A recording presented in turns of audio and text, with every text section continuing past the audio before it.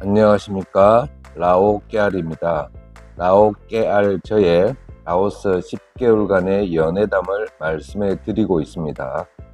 잘못을 따지시기보다는 반면 교사로 삼으셔서 시간, 마음, 돈을 허비하지 않으시는데 도움이 되셨으면 합니다. 그러면 6편 이야기 이어나가겠습니다. 라오스에서 연애를 하고 라오스 여자를 사귀다 보면 미래를 이야기할 기회가 옵니다. 내용의 주된 것은 그러해서 돈이 필요하다는 것입니다. 단순하게 본인의 필요를 이야기할 수도 있고 비즈니스를 이야기할 때도 있습니다. 집을 지어야 하기 때문에 돈이 필요해서 일을 한다는 것은 이미 말씀드렸고 미래 비즈니스에 대해서 이야기를 또 합니다. 결론은 돈이 필요하다는 말이죠. 그 내용을 잠깐 말씀드리겠습니다. 하루는 M이 이모들이 버섯을 키우는데 자기도 버섯 농사를 하고 싶다는 것입니다. 버섯을 키우는 나무집, 헛간 같은 것을 짓는데 한 동에 대략 500불 정도 든다고 합니다. 4월에 손님이 없을 때 버섯을 키우자고 하는 것입니다. 그래? 그렇다면 나중에 한 10동 짓자. 내가 5,000불을 투자할게. 그런데 버섯 농사는 누가 짓니? M이 짓는다고 합니다. 어릴 때부터 버섯 농사 짓는 것을 많이 봐서 잘 알고 있다고 합니다. 지금 그 체력에 제가 속으로 생각했습니다. 그런데 버섯 농사를 지으면 팔아야 되잖아.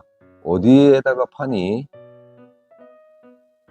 배달을 하려면 차도 있어야 되고 그리고 그 업자도 알아야 되지 않겠니? 하고 세세하게 물어보았습니다.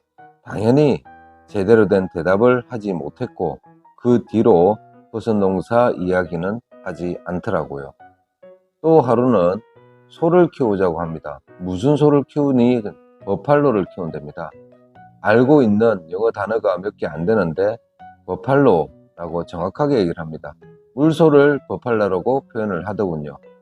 지난번 버섯 이야기를 들어서인지 몇 마디 듣다가 또 이런 생각이 듭니다. 그러면 누가 그 소를 키우냐? 소 한 마리에 얼마냐?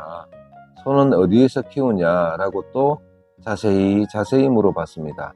이런저런 이야기를 하긴 하는데 역시 앞뒤가 맞지를 않습니다. 물소 이야기는 조금 하다가 금방 시들해졌습니다.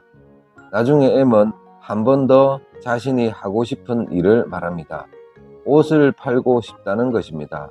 인터넷, 특히 페이스북에서 쇼핑몰 같은 것을 하고 싶어 합니다. 라오스는 많은 물건을 인터넷에서 구매를 합니다. 특히 페이스북이죠.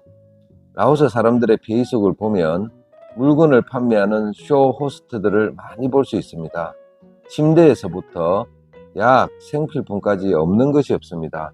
M과 같이 살면서 페이스북에서 옷을 사는 것을 자주 보았습니다. 제가 이런 질문을 했습니다. 그래, 어떤 물건을 판매하고 싶니?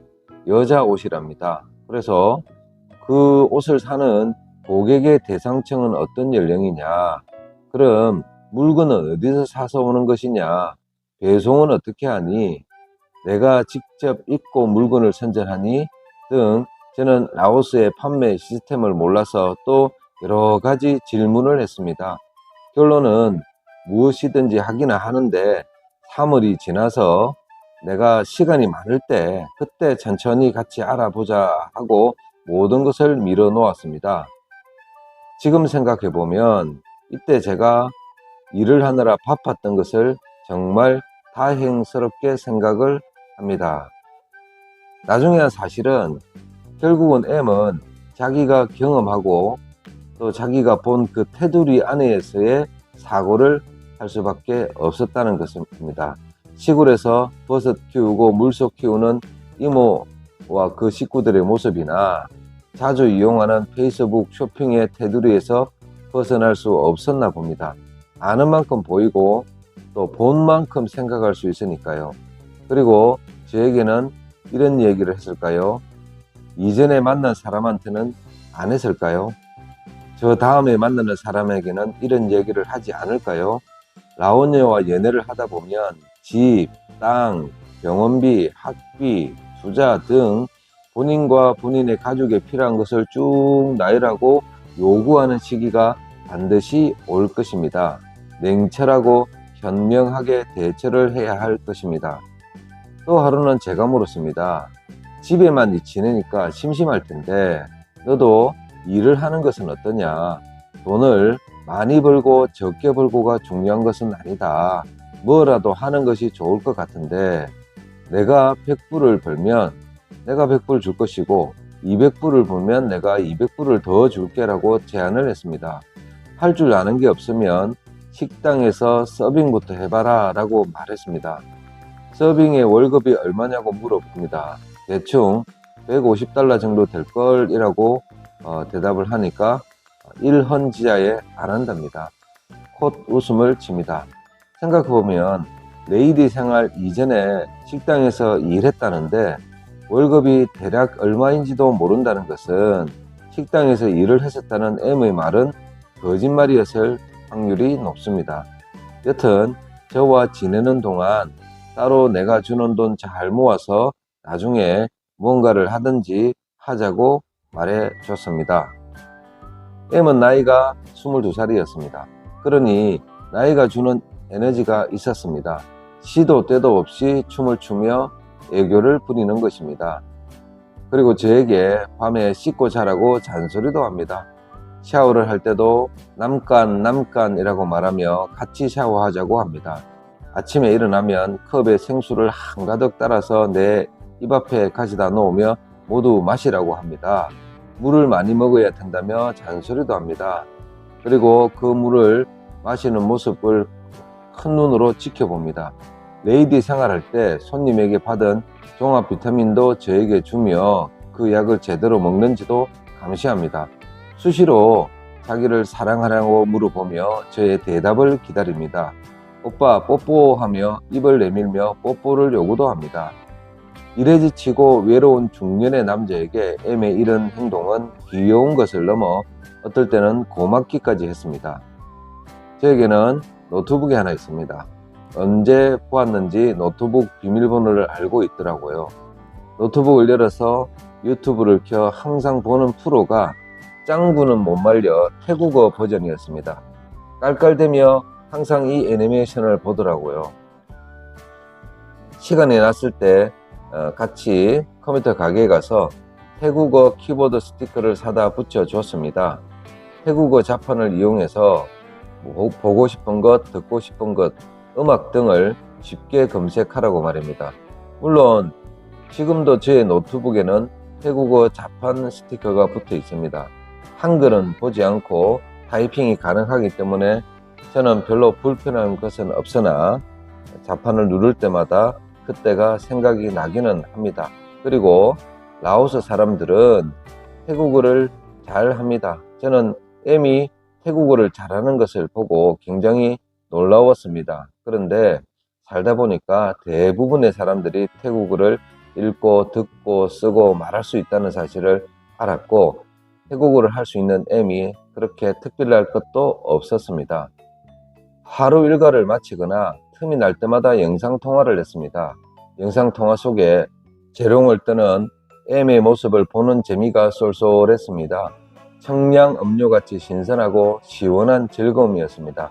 물론 저는 라오스를 잘 못하니 M이 뭐라 떠드는 말은 못 알아듣고 벙어리 삼룡이 마냥 그냥 웃으며 M의 춤추는 모습, 떠드는 모습, 패션쇼 하는 모습을 행복한 눈길로 쳐다보았습니다. 전화기에다 대고 뽀뽀도 수십 번은 했을 겁니다. 가끔 친구들을 한가득 집에 불러놓고 재미있게 지낼 때도 있고 또 혼자 있을 때는 콘데야오 하며 외롭다고 하소연도 했습니다. 오빠 키텟이라며 보고 싶다는 말을 할 때는 당장이라도 달려가서 안아주고 싶은 마음이 굴뚝 같았습니다. 자, 일을 하는 이틀의 밤이 지나고 비엔티안으로 돌아오는 날이었습니다.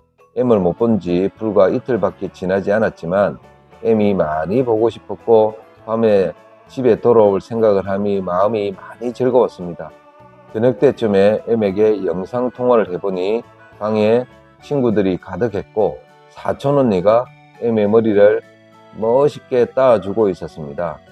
옷도 이쁘게 차려 입었더라고요. 그래서 어디 가냐라고 물으니 오스카 클럽에 간다고 합니다. 이후에 오스카 클럽은 M이 자주 가는 곳이었고 좋아하는 곳이라는 것을 알게 되었습니다. 아마도 오스카 클럽은 M이 레이디 생활을 하면서 번 모든 돈을 탕진한 곳이었다는 것도 알게 되었습니다. 제가 옆에 있어주지 못하는 미안한 마음이 있어서 오랜만에 친구들과 바깥 바람 쐬는 것도 나쁘지 않을 거라는 생각을 했습니다. 그 친구들이 모두 레이디들이라 한편으로 걱정되기도 했습니다. 오스카 클럽은 나중에 M과의 모든 문제가 시작되는 시작점이었습니다. 일을 마치고 밤 늦게 집에 돌아왔습니다. 밤 11시였기 때문에 M은 당연히 집에 없었습니다. 오스카 클럽에서 열심히 놀고 있을 것입니다. 보고 싶은 마음을 누르고 잠을 청했습니다. 새벽 5시쯤이 되어서 인사불성이 된 M을 사촌 언니가 덜쳐업고 집으로 왔습니다. 집에 와서 화장실에서 오바이트도 합니다. 사촌 언니는 집으로 돌아갔고 M은 화장실 문 앞에 이런저런 이물질이 묻은 채로 옷을 입고 쓰러져 있습니다. 어제 저녁 그 청량하고 단아한 모습은 어디를 가고 처참한 몰골이었습니다. 이게 진짜 M의 모습인가? M의 옷을 벗기고 화장실에서 한 손으로 M을 붙들어 세우고 샤워시키고 침대에 눕혔습니다. 날씬한 몸매였지만 술을 먹고 늘어지니 상당히 무거웠습니다. 한편으로는 내가 이러려고 자괴감 이런 생각이 드는 순간이었습니다. 이때가 2024년 1월 19일이었습니다. 감사합니다. 라오 깨알이었습니다.